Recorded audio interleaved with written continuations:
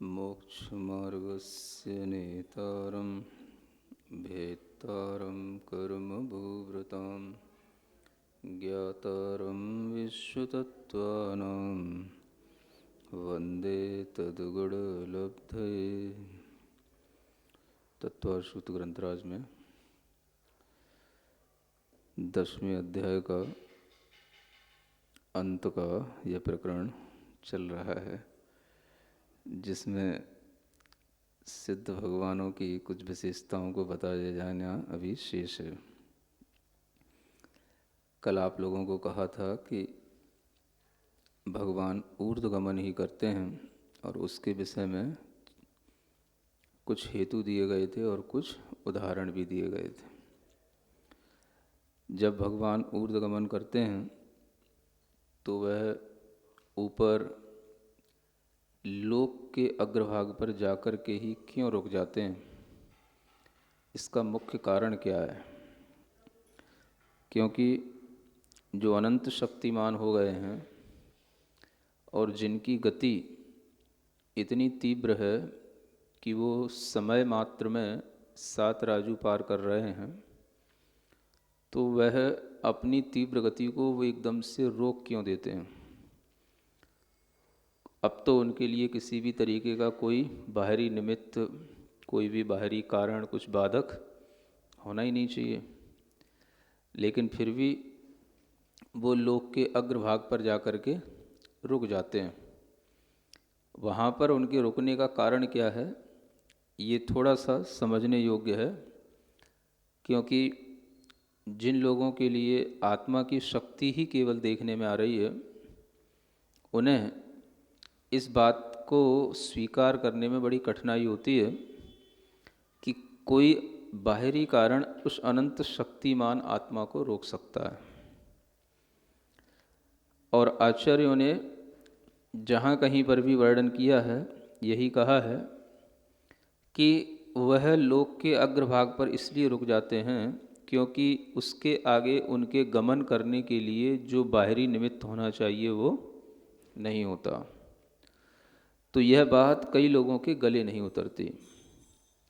इसी को समझाने के लिए यहाँ पर एक सूत्र आ रहा है, धर्मास्ति काया भावात। ये बताने के लिए है कि वह ऊर्ध्व लोक के अग्रभाग पर जाकर के ही क्यों रुके। तो यूँ नहीं कहा कि उनके अंदर इतना ही गमन करने की शक्ति थी।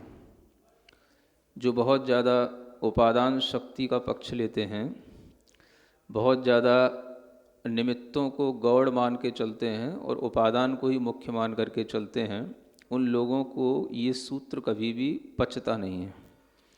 उन लोगों के गले के अंदर ये सूत्र कभी उतरता नहीं है। और इस सूत्र की व्याख्या जब भी आती है तो वो लोग हमेशा अपनी ही बात कहते हैं, सूत्र को भी नकार देते हैं। कहते हैं कि उपादान शक्ति तो उनकी इतनी ही थी, उस उपादान में इतनी शक्ति थी कि वो 7 राजू तक ही गमन कर सकता था। कोई बाहरी कारण से वो रुक गया हो, ऐसा कहना उन्हें अच्छा नहीं लगता।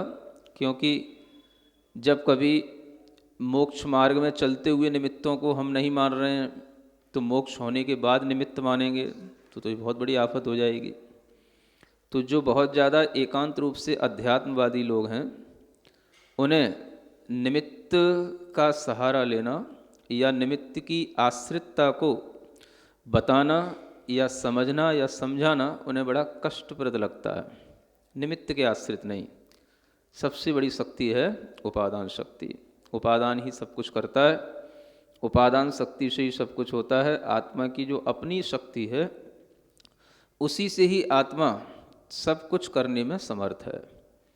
तो उनके लिए भी यहाँ पर थोड़ा सा सोचने की आवश्यकता है कि जो एकांत रूप से अपने अंदर उपादान का ही आग्रह रखे रहते हैं, निमित्त को जो नकारते रहते हैं, उनके लिए यहाँ पर सभी आचार्यों ने समझाने के लिए एक ही उत्तर दिया है इस समस्या का, कि भगवान जब अनंत शक्ति के धारणक हो गए और वह अनंत शक्ति के साथ में अपनी गमन कर रहे हैं और गमन करते हुए वो लोक के अग्रभाग पर जाकर के रुक जाते हैं, तो वह किस कारण से रुक जाते हैं? तो आचार्य कहते हैं वहाँ पर धर्मास्तिकाय का अभाव है। उससे आगे क्या है? धर्मास्तिकाय। धर्मास्तिकाय जानते हो? 5वें अध्याय को लौट के पढ़ना पड़ेगा। अब वो तो आप ही को सुनना है। धर्मास्तिकाय का अभाव होने के कारण से वहाँ से आगे गमन नहीं हो सकता, क्योंकि जब आगे जाने के लिए कोई भी मीडियम ही नहीं है चलने के लिए, जीव और पुद्गलों की गति के लिए, तो कोई भी जीव उसको क्रॉस नहीं कर सकता। ऐसी स्थिति में जीव को निमित्त के आश्रित होने के कारण से ही वहाँ पर रुकना होता है। सिद्ध जीव अनंत शक्ति वाले होकर के भी निमित्त आश्रित हैं। इसमें आपको कहने में कोई भी तरीके से संकोच नहीं होना चाहिए।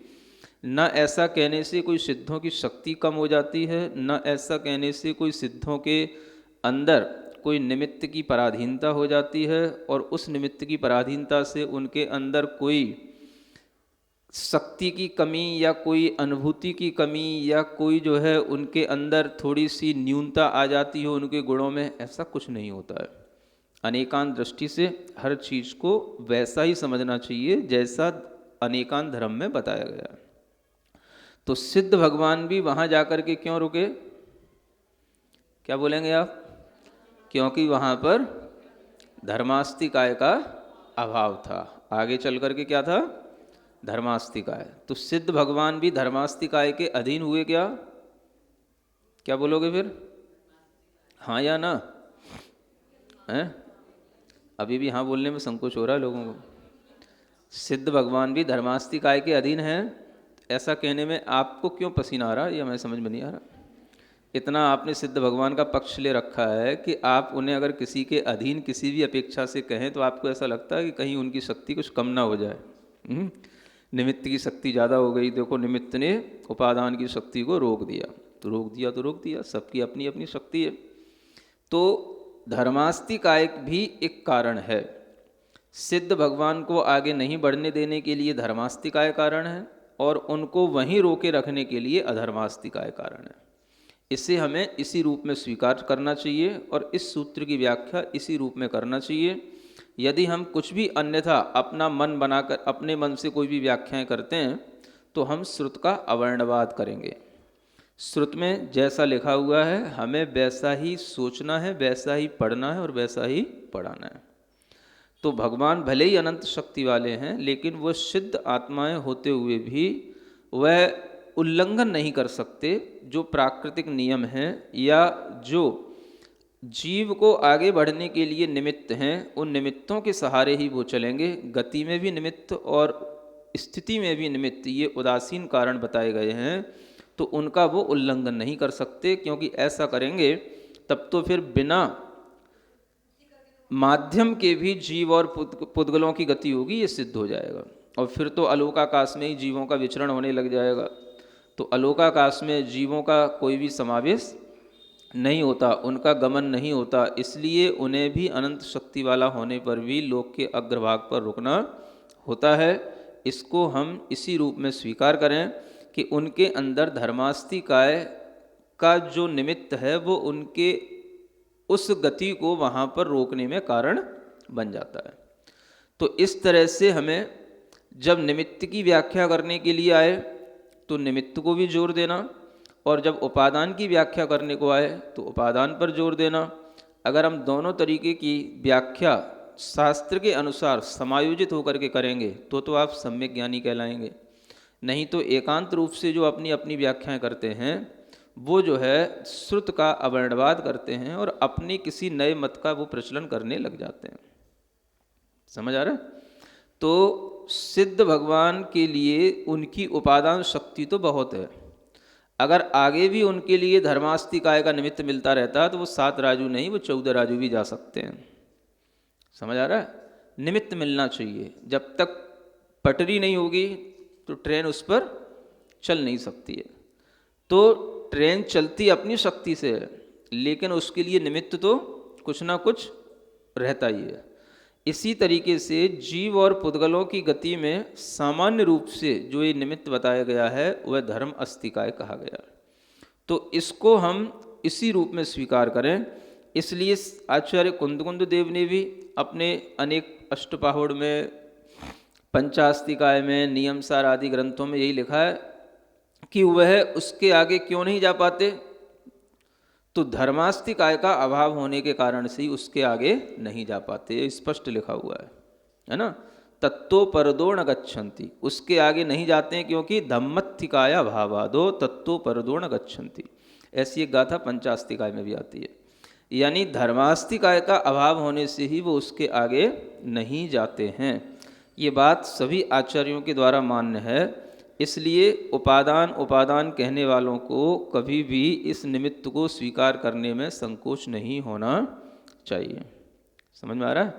अब जिनकी बुद्धि जैसी है वो ठीक है, जो बुद्धि अपनी संभाल लें उनके लिए उपदेश होते हैं, है ना। तो ये निमित्त हैं, उपदेश भी एक क्या है, निमित्त हैं। एक निमित्त तो उदासीन होते हैं और एक प्रेरक निमित्त होते हैं। दो प्रकार के निमित्त होते हैं। उदासीन निमित्त तो आपके लिए जबरदस्ती नहीं करेगा, लेकिन प्रेरक निमित्त आपको समझाने के लिए आपके भावों में परिवर्तन कर सकता है। तो प्रेरक निमित्त जो होते हैं वो उपदेश माने जाते हैं। गुरु आदि होते हैं वो सब क्या होते हैं, प्रेरक निमित्त होते हैं। और जो उदासीन निमित्त होते हैं वो बिल्कुल जैसे आपका ये प्रकाश है ना, या कोई भी जैसे भगवान जिनेंद्र देव की मूर्ति है, ये सब क्या है, ये सब उदासीन निमित्त हैं। ये आपको जबरदस्ती प्रेरित नहीं करेंगे। पेरने वाले तो केवल गुरु ही होते हैं। क्या करने वाले, पेरने वाले बोलते हो हैं, पेरने वाले उसी से शब्द बना है, जब प्रेरणा से ही तो पेरना बना है। जब लोग प्रा नहीं बोल पाते हैं तो प्राकृत में, संस्कृत का तो प्रेरणा हो गया, और प्राकृत में उसको हम पेरना बोलेंगे। पेरना, ये पेर रहे हैं, माने कि जो हमें जबरदस्ती बाई फोर्स जो है हमारे अंदर भाव पैदा करे, हमें ज्ञान दे या हमें किसी और प्रेरित करे, उसका नाम ही प्रेरणा कहलाती है ना। तो वो प्रेरक निमित्त कहलाता है। इसलिए ये प्रेरक निमित्त जो होता है उसी के माध्यम से हमारे भावों में परिवर्तन आता है। केवल अगर आप स्वाध्याय करने के लिए शास्त्र रख करके बैठ गए, या केवल आप भगवान जिनेंद्र देव की मूर्ति के सामने बैठ गए, तो आपके अंदर प्रेरणा बहुत कम मिलेगी, क्योंकि वो प्रेरणा आपको खुद लेनी पड़ेगी, वो नहीं देंगे। जब कोई प्रेरणा अपने बल से देता है तो उसकी एनर्जी आपके अंदर तक जाती है, तो वो इफेक्ट करती है, तो आपके अंदर भी कुछ परिवर्तन आते हैं। इसलिए उन निमित्तों को क्या बोलते हैं, प्रेरक निमित्त। समझ में आ रहा है? तो ये अब देखा जाए तो शास्त्र तो आपके पास हमेशा रहेंगे, लेकिन तत्वार्थ सूत्र पढ़ने के लिए आपके पास में प्रेरक निमित्त का भी अब अभाव आज के बाद हो जाएगा, क्योंकि सूत्र पूरा होने वाला है ना। तो उसके बाद में आपको क्या करना है, अब ये आपके भावों के ऊपर है, क्योंकि अभी तक बहुत सारे लोग ऑनलाइन से जुड़े रहे हैं। तो सभी लोग क्या आगे भी कोई स्वाध्याय करने की इच्छा रखते हैं, है ना?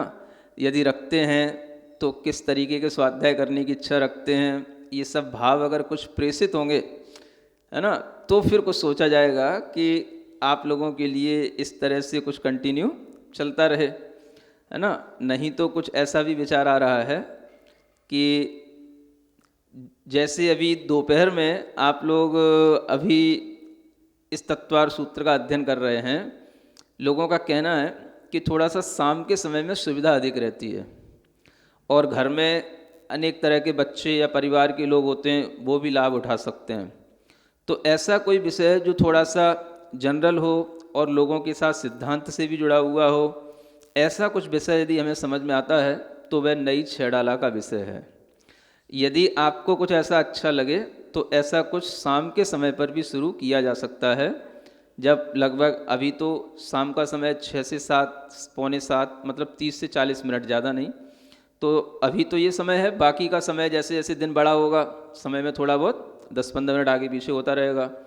तो अगर ऐसा कुछ विचार हो तो ये भी एक रखा जा सकता है। अन्यथा आप लोग अपने विचार बताएं कि ये प्रेरणा अब यहीं पे बंद किया जाए कि आगे भी कुछ प्रेरणा की ज़रूरत है तो ये अपने मन में जो विचार आया लोगों की मानसिकता को देखते हुए वो तो आपको बता दिया है ना, कि शाम के समय पर थोड़ा सा घर में और भी लोग आ जाते हैं, बच्चे भी होते हैं, तो ऐसी छेड़ाला वगैरह का कोई विषय है जो अच्छे ढंग से समझाया जा सकता है और चर्चा के रूप में उसमें बच्चे भी पार्टिसिपेट कर सकते हैं। तो ऐसा कुछ अगर होगा तो हम समझते हैं ज़्यादा लाभदायक होगा, है ना। बाकी का थोड़ा सा आप लोग अपना मूड बताएंगे तब देखेंगे। अभी तक एक सूत्र और है आगे, जब तक पढ़ते हैं। क्षेत्र काल गति लिंग तीर्थ चारित्र प्रत्येक बुद्ध बोधित ज्ञानावगाहनांतर संख्याल्प बहुत्वतः साध्या। अंत में सिद्ध भगवंतों को साध्या माने साधना चाहिए, इनको अनेक रूप में जानना चाहिए। जैसे अब कोई भी महापुरुष हैं, सिद्ध भगवान हैं, सिद्ध परमेष्ठी हैं, अब हमें थोड़ा सा उनके बारे में और जानकारी लेना है, तो अब और जानकारी कैसे मिले? जो उनकी मुख्य जानकारी थी वो तो आपको दे दी। अब कोई भी जानकारी होगी तो उनके अलग अलग जो गुण होंगे, अलग अलग उनकी कुछ और क्वालिटी होंगी, उसकी अपेक्षा से बताई जा सकेगी। तो इसलिए यहाँ पर सिद्ध भगवान के बारे में और ज़्यादा थोड़ा सा जानकारी लेने के लिए ये अंत में सूत्र आया है। अब इस सूत्र में जानकारी दोनों रूप में रहती है। जैसे आप लोग मुनि महाराज की जानकारी लेते हैं, मुनि महाराज माने मुनि महाराज, मुनि महाराज तो सभी होते हैं, फिर भी आप पूछते हो कि महाराज कहाँ के हैं, कहाँ पे जन्म हुआ था, कौन से प्रदेश के हैं, क्या पढ़े हैं तो ये सब जैसे आप पूछते हो, ये उनकी पूर्व जानकारी लेकर के आपको उनसे कुछ विशेष ज्ञान मिल जाता है, उनके प्रति कुछ विशेष, है ना, जानकारी उनकी हो जाती है। तो उसी तरीके का ये कुछ सूत्र है जो अंत में सिद्ध भगवान के बारे में कुछ आपको विशेष जानकारी देने के लिए है। अब वैसे तो सिद्ध सब एक समान है, सब बराबर हैं, लेकिन इन चीज़ों की अपेक्षा से उन सिद्धों में अंतर हम देख सकते हैं। यही हमारे लिए एक चीज़ बची है जिसके माध्यम से हम सिद्धों में अलग अलग तरीके का अंतर समझ सकते हैं। अन्यथा सिद्ध तो सब एक समान है। जिस समय पर वो सिद्ध हुए सबकी परिणति एक जैसी हो गई, सिद्ध बन गए, सब एक ही स्थान पे पहुंच गए, सबका सब कुछ एक समान अनुभव है, सब कुछ एक समान ज्ञान है। तो कई बार जो व्यवहारी लोग होते हैं उनको थोड़ा सा और मन उनका लगाने के लिए उन्हें उनका कुछ पूर्व परिचय भी दिया जाता है, ताकि उनके मन में ये पता रहे कि कहाँ पर कैसे सिद्ध होते हैं और उन सिद्धों में किस किस अपेक्षा से क्या विशेषताएं आ जाती हैं। तो ये कुछ उपक्रम ऐसा ही है। तो देखते हैं, पहला है क्षेत्र। सबसे पहले क्या लेगा? क्षेत्र का मतलब होता है स्थान, है ना, कि किस क्षेत्र में सिद्ध होते हैं। यहाँ पर जो है जो अल्प बहुत्व है, इस अल्प बहुत्व को हम अलग अलग तरीके से साधित कर सकते हैं। क्षेत्र को अलग से भी ले सकते हैं और क्षेत्र का अल्प बहुत्व भी ले सकते हैं। तो क्षेत्र में कौन से क्षेत्र में सिद्ध होंगे? तो आपके लिए क्षेत्र का मतलब हो गया, वैसे तो देखा जाए सभी जो सिद्ध होते हैं वो सब अपने ही आत्मा के प्रदेशों में ही सिद्धि को प्राप्त होते हैं मुख्य रूप से तो। और जहाँ उनकी आत्मा के प्रदेश होंगे उस समय उसका जो स्पेस होगा, जो आकाश का क्षेत्र होगा, वो उनका क्षेत्र कहलाएगा। लेकिन फिर भी हम अलग अलग तरह से जानते हैं। हम कहते हैं ये जम्बू द्वीप क्षेत्र से सिद्ध हुए हैं, कि जम्बू द्वीप में भी सम्मेद शिखर से सिद्ध हुए हैं, कि पावापुरी से सिद्ध हुए हैं, कि मांगी तुंगी से सिद्ध हुए हैं, कहाँ से सिद्ध हुए हैं। तो ये क्या हो गया? ये क्षेत्र की अपेक्षा से उनकी अलग अलग जानकारी लेना। तो क्षेत्र कौन कौन सा हो सकता है? ये तो कल आपको बताया था, मुख्य रूप से तो 2.5 द्वीप ही क्षेत्र है ना। तो 2.5 द्वीप में द्वीप भी आते हैं, समुद्र भी आते हैं। तो द्वीपों से भी सिद्ध होते हैं और समुद्रों से भी सिद्ध होते हैं। द्वीपों से तो सिद्ध इसलिए होते हैं क्योंकि जहाँ द्वीपों में मनुष्य रहेंगे वो मनुष्य सिद्ध होंगे। लेकिन समुद्रों में सिद्ध क्यों होते हैं? तो वो इसलिए भी सिद्ध होते हैं कि कोई उपसर्ग के माध्यम से उनको समुद्रों में ले जा करके पटक देता है, तो भी वो अपने ध्यान को नहीं छोड़ते हैं और वहीं से केवल ज्ञान प्राप्त भी करके अंतर्मुहूर्त में सिद्ध हो जाते हैं। तो इस तरह से क्षेत्र सिद्ध में अगर हम देखेंगे तो सभी क्षेत्रों से सिद्ध हो जाते हैं। जो 2.5 द्वीप के अंदर जितना भी एरिया है उस सब क्षेत्र से उन सिद्धों की उपस्थिति होती है या उत्पत्ति होती है। इसके कारण से उनका क्षेत्र पूरा का पूरा कहलाता है। अगर उसमें भी हम देखना चाहें तो कुछ ऊर्ध्वलोक सिद्ध भी कहलाते हैं, कुछ अधोलोक सिद्ध भी कहलाते हैं, है ना। भले ही मध्यलोक है, लेकिन मध्यलोक में भी किसी को कोई ऊंचाई से जाकर के किसी पर्वत से पटक सकता है और गिराते हुए ही रास्ते में ही नीचे आते आते उनको केवल ज्ञान होकर के सिद्ध होना हो सकता है। इनको बोलते हैं ऊर्ध्वलोक सिद्ध। हाँ, और कोई किसी मुनि महाराज को, देव वगैरह होते हैं, अपनी विक्रिया से उन्हें नीचे तक जमीन में ले जा सकते हैं, किसी भी स्थान तक नीचे ले जा सकते हैं, किसी भी सुरंगों में, बिलों में, है ना, नदियों के अंदर। तो वो सब वहाँ पर भी जाने के बाद भी वो अपना ध्यान नहीं छोड़ते, केवल ज्ञान की प्राप्ति अगर वहाँ से कर लेते हैं तो वो अधोलोक सिद्ध कहलाते हैं। तो इस तरह से क्षेत्र की अपेक्षा से अधोलोक सिद्ध भी हैं, ऊर्ध्वलोक सिद्ध भी हैं, और तिर्यक लोक में, मध्य लोक में, ढाई द्वीप में, द्वीप और समुद्रों में सभी जगह से सिद्ध होते हैं। ये तो क्या हो गया, ये उनके पूर्व पर्याय की, पूर्व की अपेक्षा से हो गया। इसको बोलते हैं भूतपूर्व नय। क्या बोलते हैं? हाँ, भूतपूर्व नय की अपेक्षा से। और जो नय वास्तव में जिस समय पर उन्हें सिद्धि हो रही है वो तो उनके अपने आत्म प्रदेशों के स्थान में हो रही है, या जो आत्म प्रदेश जिस आकाश के प्रदेश को घेर रहे हैं उन आकाश के प्रदेशों में सिद्धि हो रही है। तो प्रत्युत्पन्न नय वो कहलाता है जिसकी अपेक्षा से वो केवल अपने आत्म प्रदेशों से ही सिद्ध हो रहा है। लेकिन भूत नय की अपेक्षा से देखेंगे, भूत प्रज्ञापन नय की अपेक्षा से, तो वह इस तरह से ढाई द्वीप या अधो सिद्ध और अधोलोक सिद्ध और ऊर्ध्वलोक सिद्ध भी हो सकते हैं। ये सब हो गया सिद्धों का क्षेत्र के माध्यम से ज्ञान। समझ आया? फिर कहते हैं काल सिद्ध। काल सिद्ध का मतलब ये भी जानकारी रखना पड़ती है कि ये कौन से काल में सिद्ध हुए। यानी दो ही काल चलते हैं। अगर हम भरत और ऐरावत क्षेत्र में देखेंगे तो अवसर्पणी काल और उत्सर्पणी काल। विदेश क्षेत्र में देखेंगे तो हमेशा वह चतुर्थ काल। अगर हम 6 कालों के अनुसार देखेंगे तो जो सुषमा दुष्मा का अंत काल है, माने तृतीय काल जो अंत है, उसमें भी सिद्ध होते हैं, क्योंकि आदिनाथ भगवान तृतीय काल के अंत में ही सिद्ध हुए, जैसे सुषमा दुष्मा का अंत काल कहलाता है। या दुष्मा सुषमा काल में सिद्ध होंगे जो चतुर्थ काल कहलाएगा इस अवसर्पणी की अपेक्षा से। तो वही काल विदेश क्षेत्र में भी दुष्मा सुषमा काल कहलाएगा, चतुर्थ काल। तो उस दुष्मा सुषमा काल में भी सिद्ध होते हैं, सुषमा दुष्मा काल में भी सिद्ध होते हैं, और दुष्मा काल में भी सिद्ध हो सकते हैं जो पंचम काल है। कब होंगे? जो जीव चतुर्थ काल में उत्पन्न हुए हैं वो जीव पंचम काल में भी सिद्ध हो सकते हैं। पंचम काल में उत्पन्न हुआ जीव पंचम काल में सिद्ध नहीं होगा, लेकिन चतुर्थ काल में उत्पन्न हुआ जीव पंचम काल में सिद्ध हो सकता है। तो इस तरह से सिद्धों को अगर हम काल की अपेक्षा से देखें तो उत्सर्पणी के भी कालों में सिद्ध होते हैं, और इसी तरीके से अवसर्पणी के कालों में भी सिद्ध होते हैं। और उनमें भी हम ऐसा नहीं कह सकते हैं कि प्रथम द्वितीय कालों में सिद्ध नहीं होते हैं, क्योंकि अगर हम उनको भूत प्रज्ञापन नय की अपेक्षा से देखें तो किसी भी काल में कोई भी जीव को कहीं पर ला करके छोड़ दिया जाए तो उसकी सिद्धि में काल कभी बाधक नहीं है। क्या समझ में आ रहा है? मान लो ये पंचम काल चल रहा है, हाँ? तो अगर कोई विदेश क्षेत्र का जन्मा हुआ कोई मनुष्य, कोई देव ला करके यहाँ पर किसी पंचम काल में किसी भरत क्षेत्र के किसी जंगल में छोड़ जाए तो उनको वहाँ से भी मुक्ति होने में कोई पंचम काल बाधक नहीं है। समझ में आ रहा है?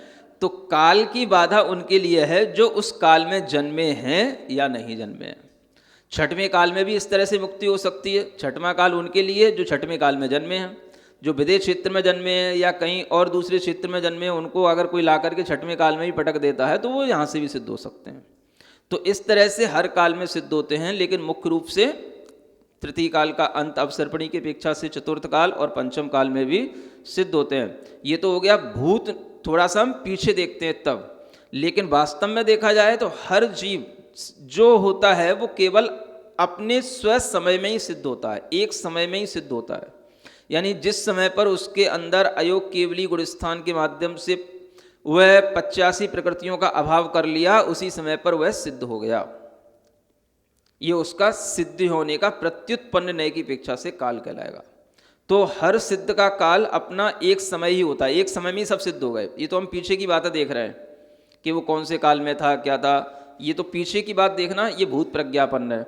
और बिल्कुल उसी समय पर जिस समय पर वो जीव स्थित है जैसा है उसको देखना, तो वो प्रत्युत्पन्न नय कहलाता है। ऐसे दो नयों के माध्यम से हम सिद्धों के बीच में थोड़ा सा अंतर जान सकते हैं, और वो अंतर भी केवल अपनी ज्ञान वृद्धि के लिए है। वास्तव में तो सिद्ध होने के बाद तो कोई अंतर नहीं होता है ना।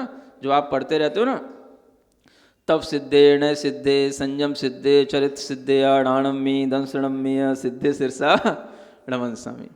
तो अब ये सिद्ध जो हैं, चाहे तप से सिद्ध हों, चाहे नय से सिद्ध हों, चाहे दर्शन से सिद्ध हों, चाहे चारित्र से सिद्ध हों, चाहे संयम से सिद्ध हों, लेकिन सब रहते तो ज्ञान और दर्शन में ही है। णाणम्मी दंसणम्मी है, यानी जितने भी सिद्ध हैं अपने ज्ञान दर्शन स्वभाव में ही स्थिर होते हैं, लेकिन हम उन्हें बाहरी अपेक्षा से, किसी के जीवन में पिछले जीवन में किसी के तप की मुख्यता रही तो हम तप सिद्ध कह देते हैं, किसी को नए के ज्ञान की मुख्यता रही तो हम नए सिद्ध कह देते हैं, चारित्र पालन की मुख्यता रही तो हम चारित्र सिद्ध कह देते हैं। ये सिर्फ कहने के लिए है, वास्तव में तो सभी ज्ञान और दर्शन स्वभाव में स्थित होने वाले ही सिद्ध होते हैं। णाणम्मी दंसणम्मीय सिद्धे सिरसा रमनसामी, ऐसा जानना। उसी तरीके से यहाँ पर भी ये अलग अलग तरीके बताए जा रहे हैं। अब क्षेत्र हो गया, काल हो गया, गति आ गई, तो कौन सी गति से सिद्ध होते हैं? अब जिस समय पर सिद्ध होगा उस समय तो सिद्ध गति ही कहलाएगी, सिद्ध होने के समय पर तो सिद्ध गति ही कहलाएगी। तो सब सिद्ध गति में ही सिद्ध होते हैं, लेकिन सिद्ध गति से पहले क्या थे? तो मनुष्य गति ही होगी, त्रियंश से तो होता नहीं और कोई गति से तो होता नहीं, तो उससे पहले वो मनुष्य गति से सिद्ध हो गया, तो ये कहलाएगा भूत प्रज्ञापन है। अब ये भूत प्रज्ञापन नहीं भी दो प्रकार का कर सकते हैं हम, एक तो व्यवधान के साथ में और एक निरंतरता या अनंतरता के साथ में। तो जिसमें कोई व्यवधान नहीं है वो तो मनुष्य गति ही हो गई।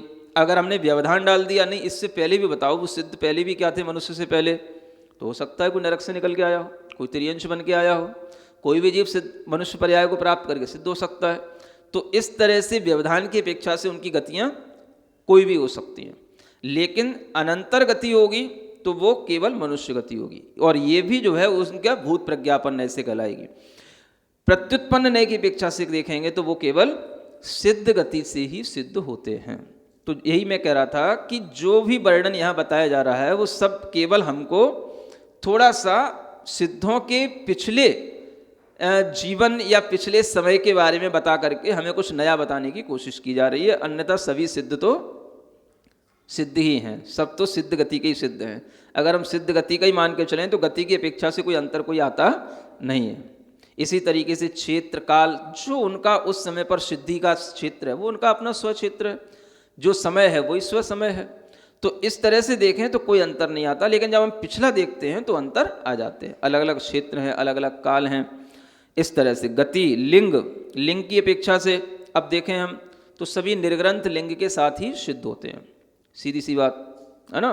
जिस समय पर वह सिद्ध हो रहे हैं उस समय पर भी उनके पास में निर्ग्रंथपना रहता है, तो निर्ग्रंथ लिंग से सिद्ध हुए। अब अगर हम लिंग उस रूप में देखें, स्त्री वेद, पुरुष वेद, नपुंसक वेद, तो वो भी दो प्रकार का, एक द्रव्य वेद एक भाव वेद। तो द्रव्य की अपेक्षा से तो सभी पुरुष ही होते हैं। अब भाव की अपेक्षा से देखना है तो स्त्री वेदी भी हो सकता है, पुरुष वेदी भी हो सकता है, नपुंसक वेदी भी हो सकता है। लेकिन द्रव्य की अपेक्षा से, शरीर की अपेक्षा से, बाहरी नाम कर्म की रचना की अपेक्षा से सभी पुरुष वेदी होंगे। तो इस तरह से हम देखेंगे तो लिंग में अंतर इस भाव में आ जाएगा, कितने नपुंसक वेद से सिद्ध हुए। अब नपुंसक वेद से सिद्ध होने में तो बहुत टाइम लग गया, क्योंकि नपुंसक वेद या स्त्री वेद या पुरुष वेद कोई भी होगा उसका 6 तो 9वें गुण स्थान में ही हो गया, और सिद्ध हो रहे हैं 14वें गुण स्थान में। तो अगर हम उस अपेक्षा से देखें तो वहाँ पर तो वेद रहित हैं, सभी वेद रहित होकर के सिद्ध होते हैं, लिंग रहित होकर के सिद्ध होते हैं। लेकिन अब हम पूर्व की अपेक्षा से देखेंगे तो ये कहने में आएगा कि कोई भाव से पुरुष वेदी थे, स्त्री वेदी थे या अन्य वेदी थे। तो ये पिछली अपेक्षा से है। इसलिए जो भी सिद्ध हैं वो वास्तव में तो अपने प्रत्युत्पन्न नय की अपेक्षा से देखें तो वो तो वेद से रहित हैं, क्योंकि सभी वेद से रहित होकर के सिद्ध होते हैं, और वेद से रहित पना सब जीवों का 9वें गुण स्थान में हो ही जाता है, सबका ही हो जाता है। तो अंत समय में तो सबका वेद से रहित पना ही है, इसलिए सभी लिंग से रहित होकर के सिद्ध होते हैं। तो ये भी सिद्धि होती है। तीर्थ सिद्ध कहलाते हैं।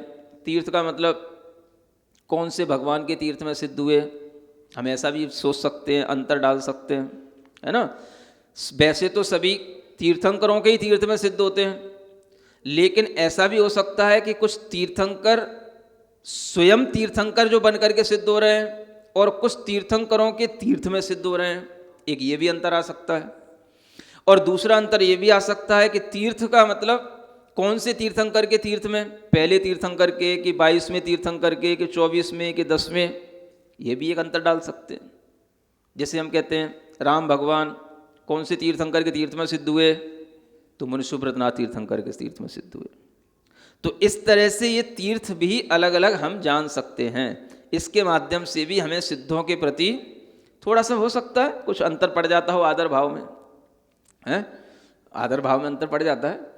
कई लोगों के लिए ऐसा ही पड़ सकता है, जो मुनिसुब्रतनाथ भगवान के तीर्थ में सिद्ध हुए तो मतलब महावीर भगवान से बहुत पहले सिद्ध हो गए, तो बहुत बड़े हो गए, बहुत पहले सिद्ध हो गए, है ना। और एक महावीर भगवान के तीर्थ में सिद्ध हुए, वो तो अभी के हुए, अभी के बाद के हुए।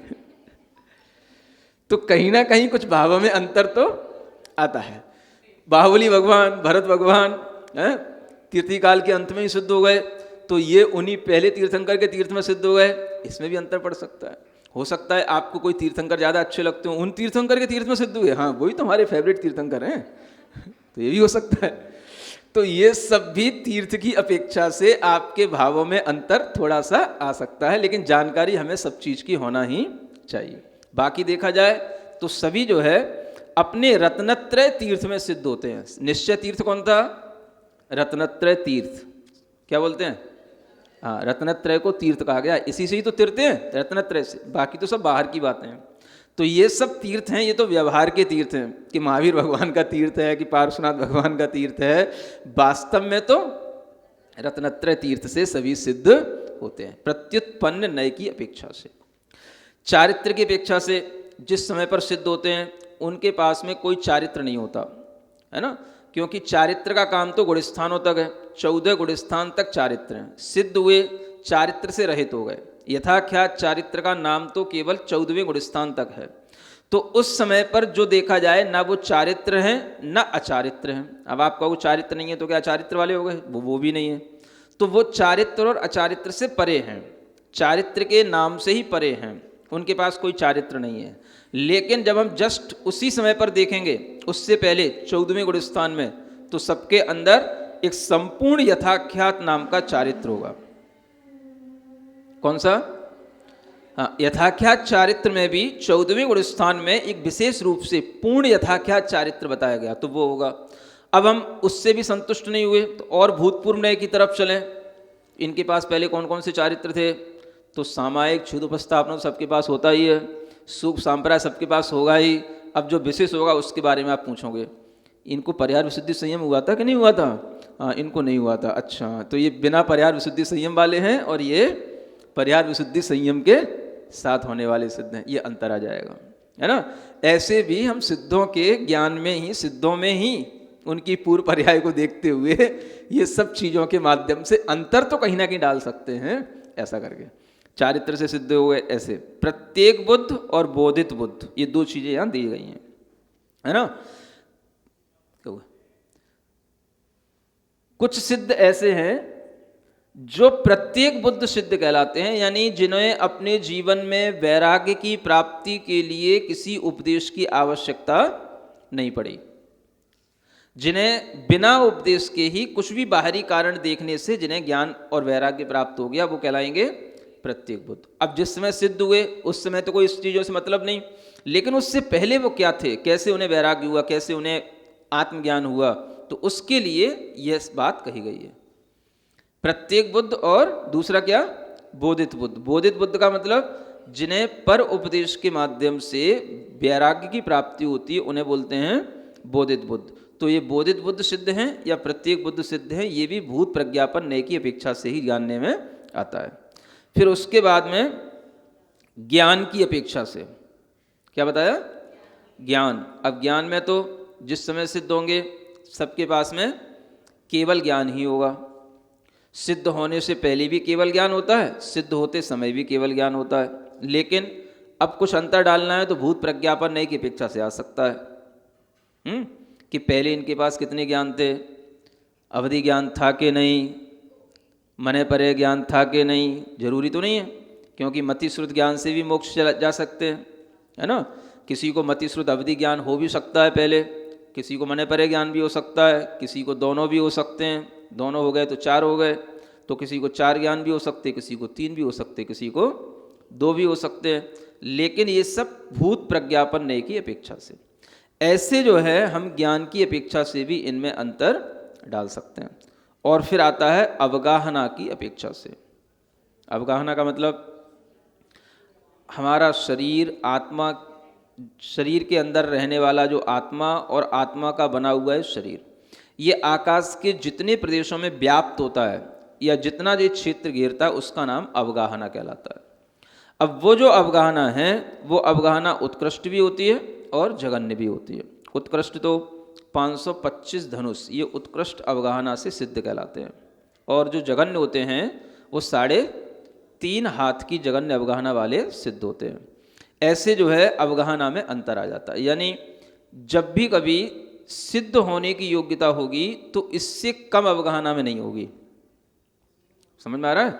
एक अच्छी बात यह है कि अगर कोई व्यक्ति के लिए जैसे 8 वर्ष अंतर मुहूर्त में मोक्ष होना बताया गया, 8 वर्ष अंतर मुहूर्त में कोई केवल ज्ञान भी प्राप्त कर सकता है और मोक्ष भी हो सकता है, लेकिन उसकी अवगाहना 8 वर्ष अंतर मुहूर्त में 3.5 हाथ की अवश्य हो ही जाएगी, चाहे वो कितने ही पहले अवगाहना वाला कोई ना, मतलब बाद में उसकी अवगाहना कितने ही रूप में क्यों ना बढ़ जाए, लेकिन कम से कम उसकी अवगाहना 3.5 हाथ की तो हो ही जाएगी 8 वर्ष अंतर मुहूर्त में। तो ये विचार करके ही आपको ये ज्ञान में आ सकता है कि 3.5 हाथ की अवगाहना ये जघन्य है, इससे कम अवगाहना में मोक्ष नहीं होता है। तो ये अवगाहना और उसके बीच के जितने भी विकल्प हैं वो तो असंख्यात विकल्प बन जाएंगे, तो वो सभी भेद इसमें आ जाएंगे। इन कौन सी अवगाहना से सिद्ध हुए हैं? बाहुबली भगवान 525 धनुष की अवगाहना से सिद्ध हुए, आदिनाथ भगवान 500 धनुष की अवगाहना से सिद्ध हुए, महावीर भगवान 7 हाथ की अवगाहना से सिद्ध हुए। तो ऐसे करके ये सब अवगाहनाओं में अंतर देख करके भी हम सिद्धों में अंतर देख सकते हैं, और उनकी उस अवगाहना के अनुसार ही उनके आत्म प्रदेशों की अवगाहना भी वहाँ पर कुछ कम होकर के स्थित बनी रहती है।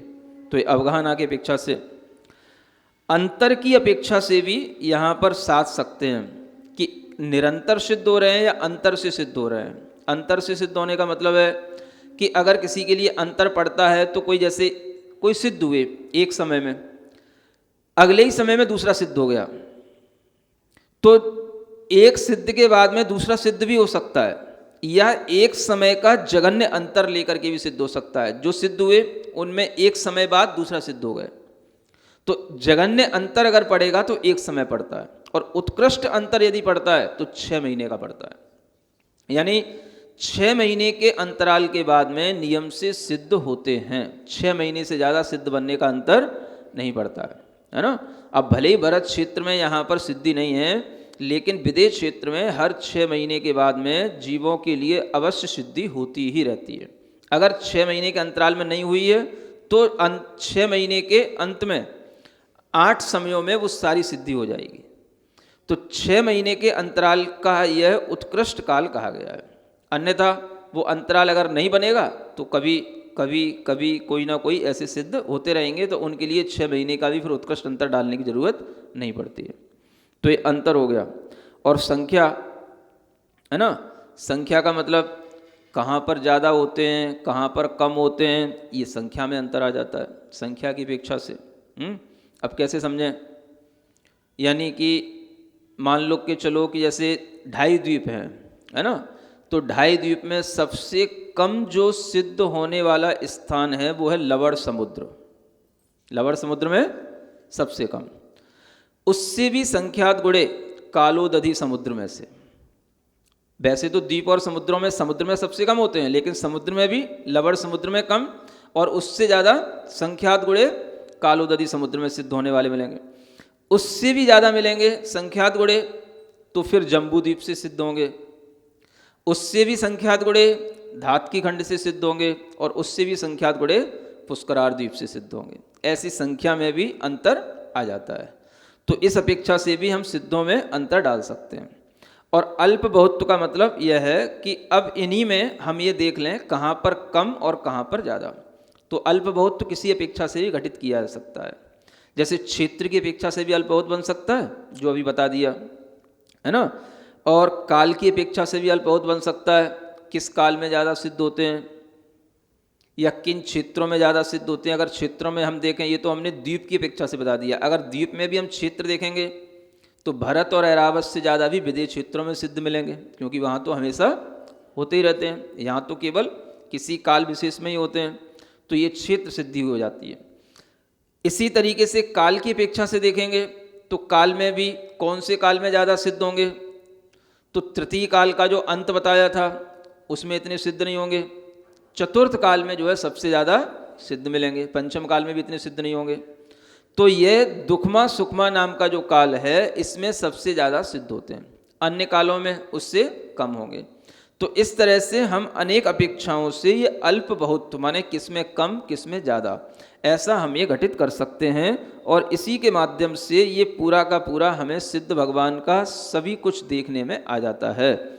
इन अपेक्षाओं से हमें सिद्ध भगवान को भी साध लेना चाहिए, साध्या माने साध लेना चाहिए। ये कितनी अपेक्षाएं, लगभग शायद 12 अपेक्षाएं होंगी ये, है ना, ये 12 चीज़ें हैं। इन 12 अपेक्षाओं से भी हमें सिद्ध भगवान के बारे में विशेष विशेष ज्ञान ले लेना चाहिए। इस तरह से ये पूरा का पूरा 10वें अध्याय का भी यहाँ पर पूर्णतया समापन हो जाता है। सिद्ध भगवान के बारे में भी इससे ज़्यादा ज्ञान अब आपको और दिया नहीं जा सकता, और इस तरह से तत्वार सूत्र में जो अंतिम मोक्ष तत्व था उस मोक्ष तत्व का भी ज्ञान परिपूर्ण हो गया। यहाँ पर ये तत्वार सूत्र जो है पूर्ण हो जाता है। बोलो महावीर भगवान की। बोले मुनिश्री 108 प्रणम्य सागर जी महाराज की जय।